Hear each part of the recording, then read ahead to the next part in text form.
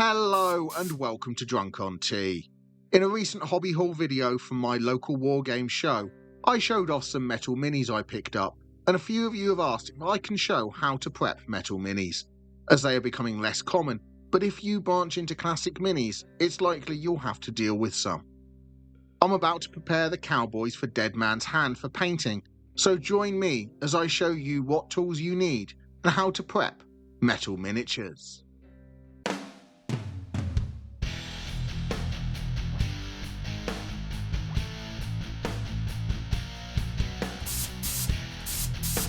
First of all, a safety warning.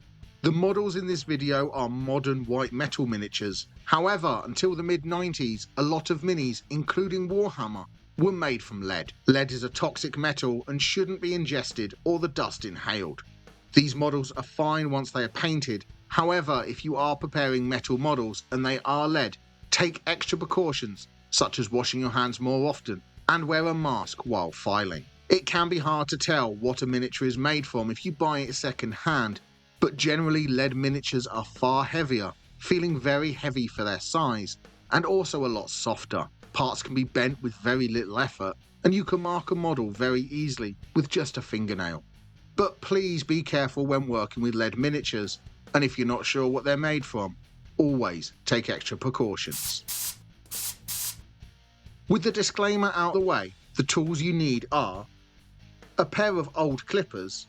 Please don't use your best clippers for metal, they will get blunted very quickly. This is an old set I've had for many years and are already pretty blunt. Also, a file or two. These are from a cheap set I picked up years ago. I have a round one and a flat one. They are also well used like the clippers. Working with metal will always damage tools quicker than plastic or resin, so it's best to use those old tools you never threw out years ago. This is the first model I'm going to work on. You can see there's some flash left from casting at the end of his gun which will need to be removed, as well as some other bits of flash and burrs of metal. This is normal when dealing with metal miniatures. There's also this mould line going down his arm and along the leg. It also goes over his hat and down the other side of the model as well, so I'll have to remove this. It's always good practice to look over the model first and see what will need to be cleaned, because you want to catch all the small bits before you prime the model. To remove this big bit of flash, I'm coming in with my clippers and I'm snipping it off as close to the end of the gun as I can and removing where it meets the base by the feet. If this was a larger or thicker bit of metal, I would cut further away from where it joins the model and then cut it down with several smaller cuts so I don't risk damaging the model. But as this one is small, it's fine to cut close. There is also a little burr on the gun that I'm carefully clipping off, but making sure I'm not going to clip off any of the gun. Some of these small burrs can be hard to tell what's to be removed and what's detail, so it's always best to check that you're only removing what you want to cut off. There are a couple of small burrs on his hat as well, so I'm going to carefully remove these. After removing these, there will be small sharp points. When I come to filing, I'll remove these and make everything smooth, but if you prefer, you can remove an area and then file it right away. That way, you don't forget any details that you removed. Now I'm checking over the rest of the model to see if there's any other bits of excess metal anywhere. There are a few bits on the rim to the pudding base that I'm going to remove, and some by his feet. When I think I found them all, I always give the model one last look over, because there is nothing more annoying than when you start painting and find a bit of excess metal that's been folded up small and keep catching it with your paintbrush. Once I'm sure the model is clean, it's time to start filing. I'm starting with the burr I removed from the hat. Where I cut close to the hat, just a few scrapes with the file should smooth out that area. White metal is quite soft, so it will file easily. After a couple of passes with the file, I check it smooth by just running my finger over the area. This way, it's easy to feel if there's any rough or sharp bits left. The next area to file is where I remove the flash from the gun. I'm filing the barrel of the gun so I get a nice smooth finish. I'm not applying much pressure, so I don't want to bend or damage that gun. And I'm doing the same by his feet as well. This is where the triangular file is great, as the corner lets me follow the detail in the model, keeping that line in his boots intact while I remove the excess material. Once that area is smooth, I'm going to move on to the base. Pudding bases can be a pain to attach to other bases. Some people remove the models from these bases, but I find it as long as you file the bottom of the base smooth, you'll have a large enough surface area to attach to a round base.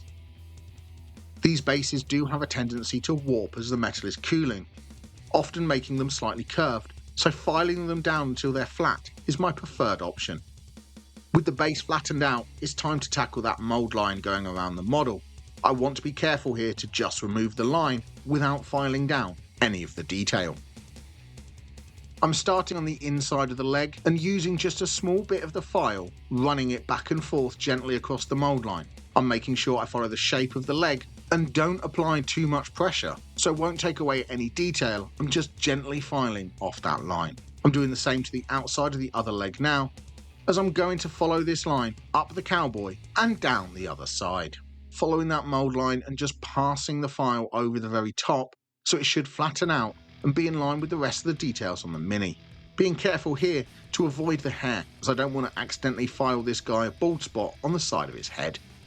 Then following that line over the top of his head, making sure wherever I can see the mould line, I'm removing it gently. You may be tempted to push on the file, but that's when you'll end up putting a gouge into your model, and there's nothing worse than having to rebuild some detail with green stuff just because you were impatient when it comes to filing. On the other side, I'm following that line back down the arm and the leg. You might be able to see where I filed, the metal is a bit more shiny. This is normal. The surface of the metal dulls with oxygen, and I've exposed fresh metal. So at first it looks shiny, but it will dull down pretty quickly. In fact, when checking to make sure you've removed the mould line, sometimes that shininess can look like a line going around the model, but it just means you've removed the mould line without filing any of the surrounding areas. There's a little bit left on this leg, so I'm giving that another quick going over with the file. I'm also using my round file here. Just as it's a small area, I don't want to accidentally flatten out the leg by using the flat side of the other file.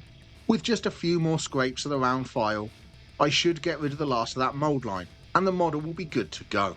I'm now just giving the model one last look over, making sure I can't spot any other burrs or anything that I may have missed. And that's this model cleaned up. You can see that line of shiny metal I was talking about on the leg. Trust me, that area is completely smooth. Now, another common problem is bent parts. This cowboy rifle is bent. This is also a problem with resin models as well, but with metal, it's much easier to fix. With small areas like this, you can simply bend it back into place. It should stay in position and not get knocked out of place again. Be careful because the metal can become brittle, and bending it too much can cause it to snap. So just straighten a bent bit up and then hold it for a few seconds. Now I've straightened out that rifle, it's time to attach these models to their bases. Where I made sure to file the base flat, I could just apply some super glue to the bottom of the pudding base. Only a bit is needed. If you flood the base in glue, it will take forever to dry. And once the glue has dried, there is a metal Mini all cleared up and ready to be primed and painted. I recommend a spray primer for metal Minis, as paint doesn't always like to stick to them too well because of the smooth surfaces. That's the basics for working with metal Minis. Larger models have more advanced techniques like drilling and pinning, which if you would like, I can go into detail about in a different video, but most metal Minis now are just infantry units, with monsters moved to plastic or resin. I hope you found this video useful. Thank you very much for watching. Please don't forget to like and subscribe, and happy modelling.